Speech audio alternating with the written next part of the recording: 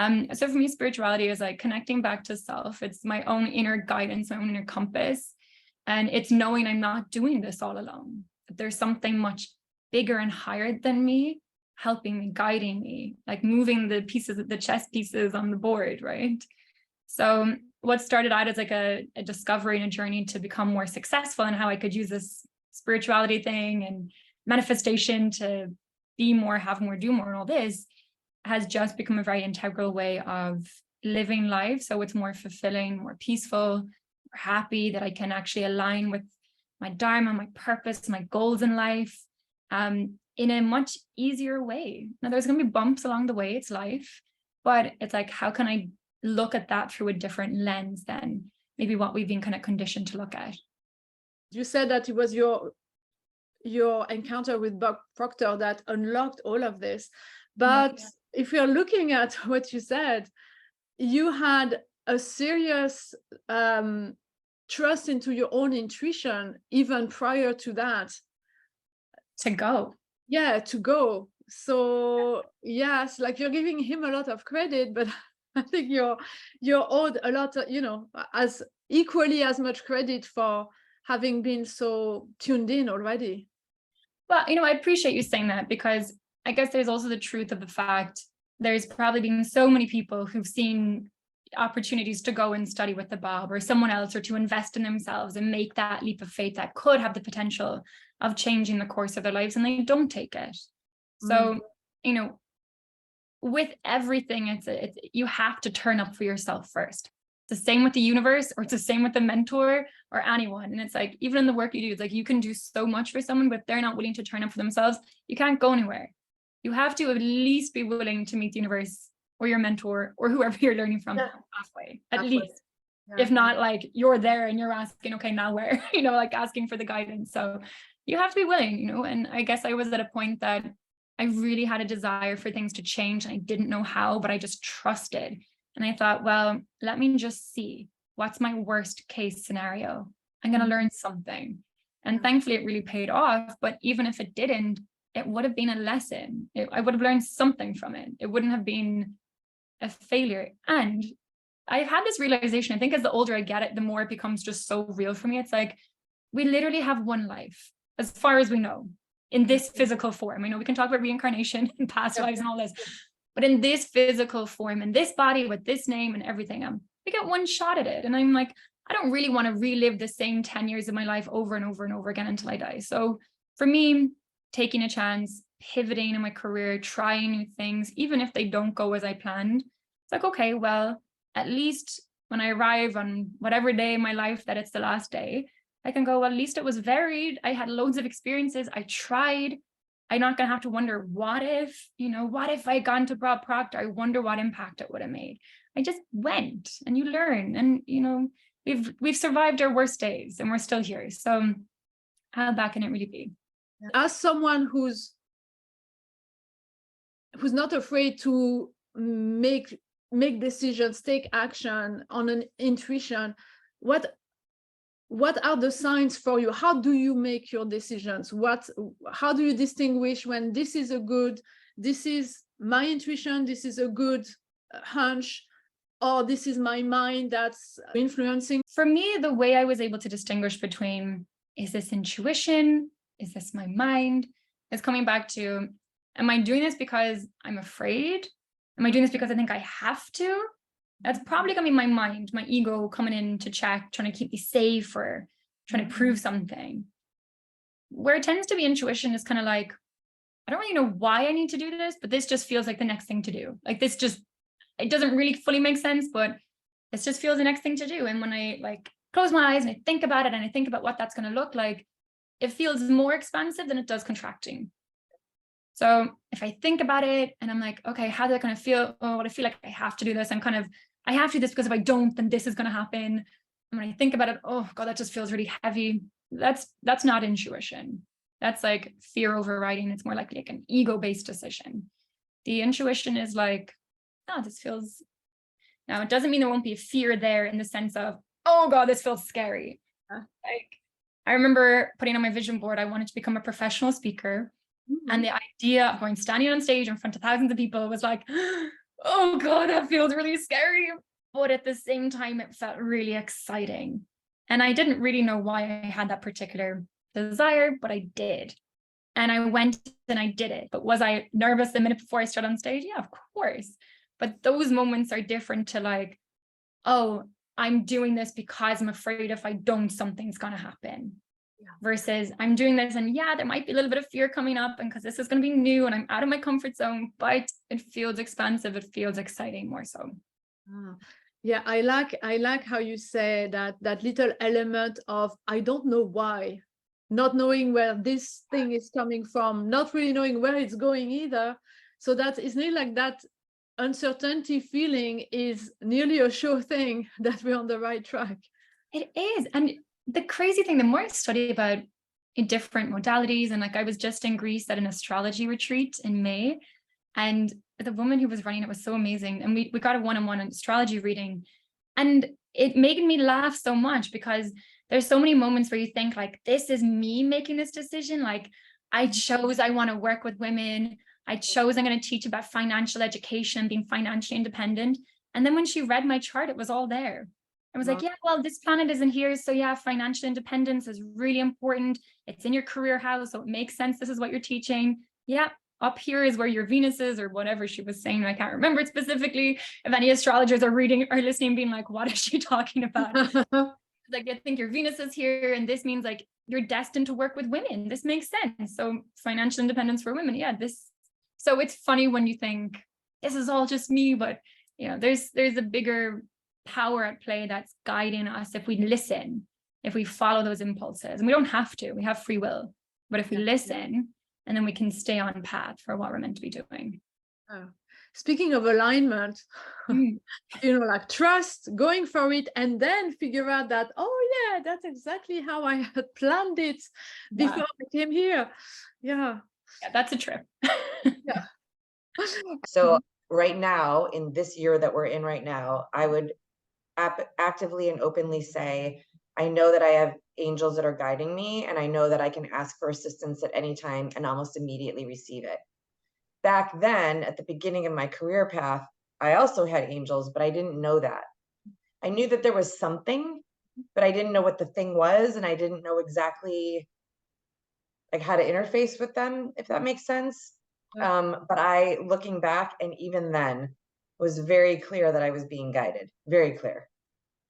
Sometimes with resistance, sometimes getting in my own way, but the guidance was always there. Wow, you knew.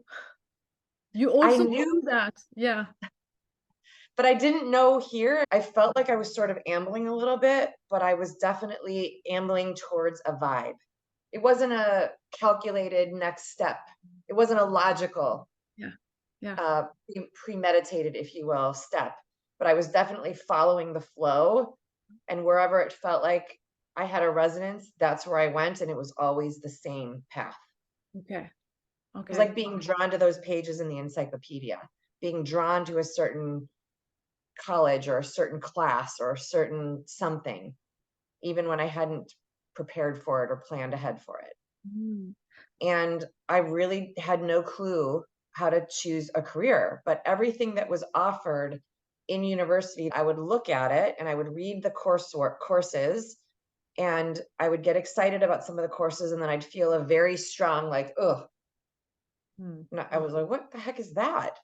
And so then I'd go and I'd read the next one, and it was the same thing. I'd get a resonance where I'd lean in, and then I'd get a very clear, ugh.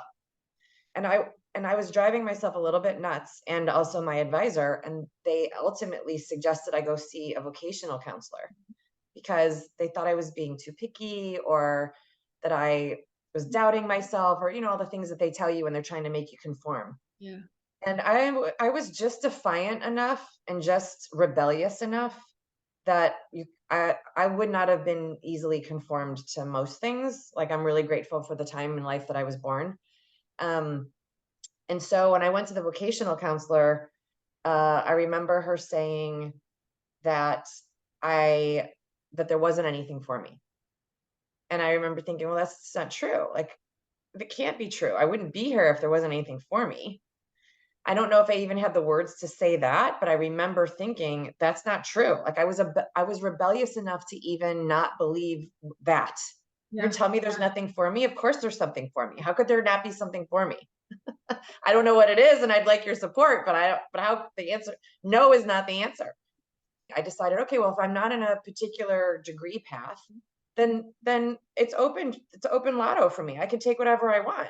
Yeah. And my advisor was I think entertained by me. Like he's a super cute guy, like super collegiate, little bow tie, like super friendly and unassuming. And here's me, like, I'm gonna make sure I'm not no for an answer. And so I said, what do I do? And he said, interestingly enough, we have this new degree where you can create your own. As long as you're working with me and we outline your courses enough and you take all of the right categories of courses, you can take whatever you want. And I remember looking at him and thinking, like that just happened. Like I must have created, like not I must have, because I don't think I had that much confidence then. Yeah. Something like, oh, this is why I didn't take no for an answer, because this is what I was waiting for and nobody told me. It was like one of those. Yeah. So I ended up literally taking only courses. I would read through all the course descriptions, and the ones that I would lean into and be a yes for, I would go to him and say, I want that one. I want that one. I want that one. And he would say, well, but those are master's levels. Like you're a junior. And I'd say, oh, I don't care. But you should be in the master's track. I said, but I thought you told me I could take anything I wanted. So he ended up supporting me. I created my own degree, and it was master's level body work, biomechanics, pathophysiology, embryology, all the courses that I would never have been, they wouldn't have been accessible to me, because they crossed a lot of career paths, or a lot of degree paths, I should say. So that was the first time that I know that like leaning in and feeling that resonance took me to where I wanted to be. And I'm really grateful for that degree, because it was the launching pad for a lot of other things as well, for sure. So what do you think is underneath, like, the magic ingredients there? Was it Courage. oh, courage? Okay.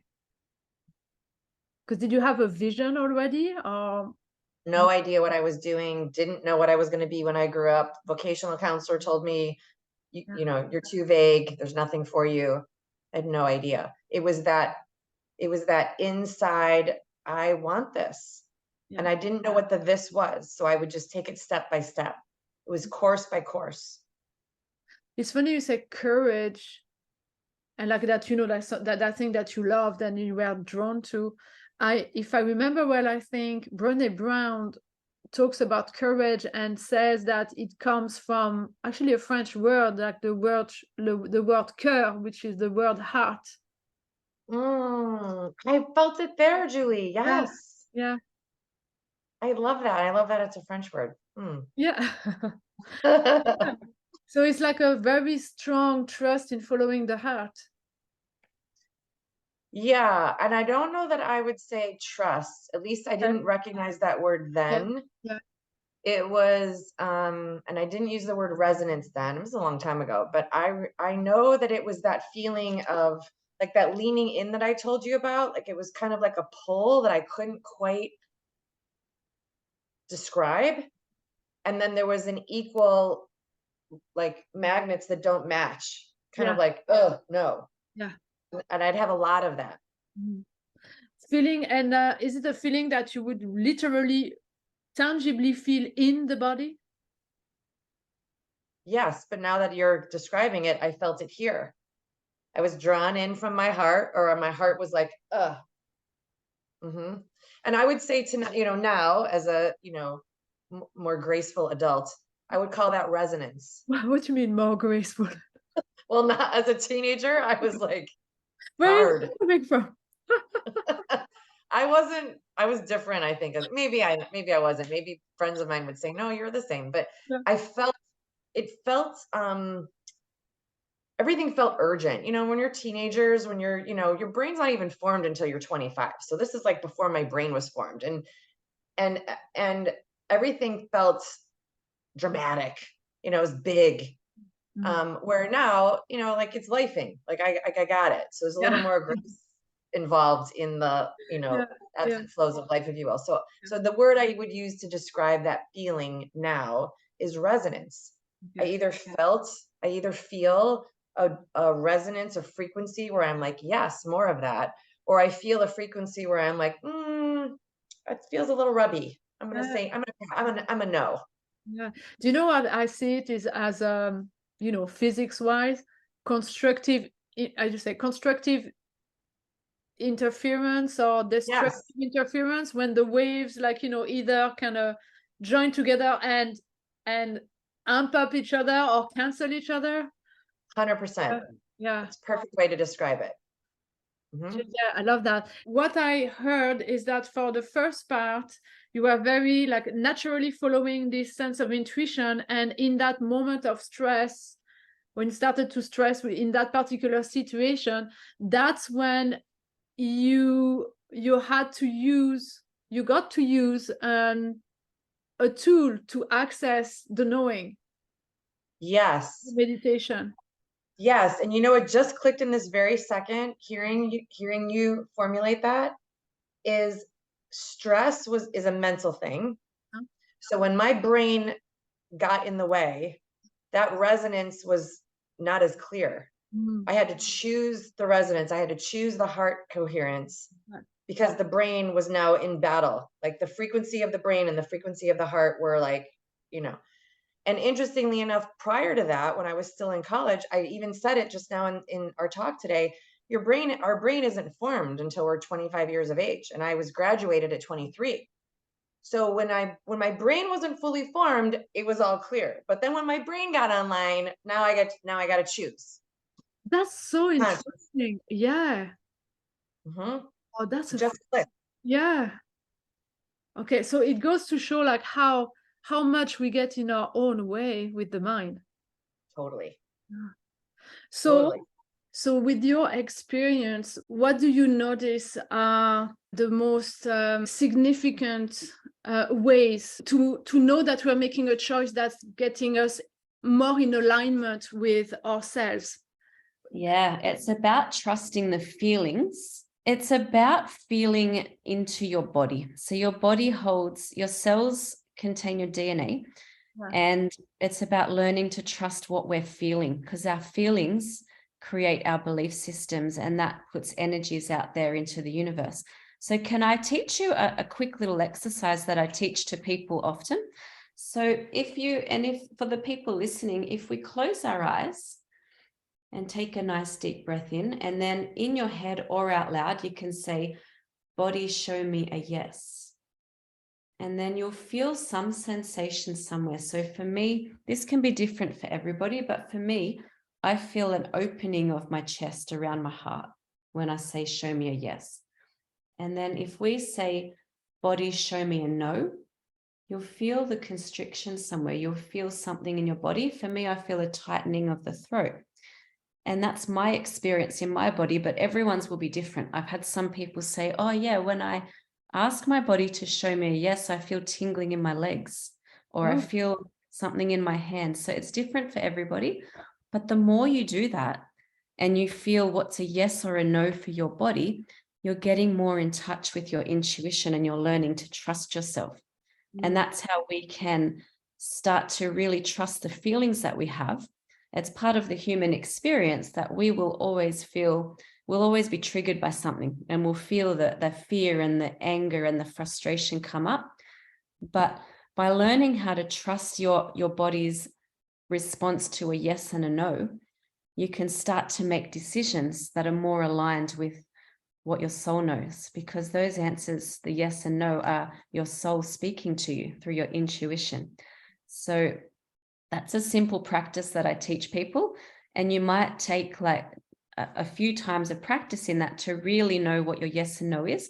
But eventually you won't need to ask. You won't need to ask your body, because you'll feel that subtle opening of the chest or constriction of the throat, and you'll know that it's a yes or a no. You'll walk down a street and you might get that constriction, and you might know, oh, this is not the right street to be walking down. So you'll turn around and go back. That's how it's about feeling your body and trusting. If you're about to go for a new job, your body will tell you if it's right or wrong. But often we get so caught up in our thoughts, in our mind, that we're not listening to our heart. We're not listening to the feelings that we're getting in our body. And most people don't even know that they can feel their body, because we're disconnected because of our overthinking and our racing thoughts. So that's a simple exercise that I teach people. And then when it comes to feelings, like, we'll be triggered, we'll feel anger, we'll feel resentment. Things will always come up because we're having a human experience. And it's not about shutting those out or always being love and light. It's about really understanding that it's okay to feel those feelings. But the more that we trust the yes and no of our body, we don't need to stay there. We can acknowledge it, and then we can feel it and move on from it and learn from it. Yeah.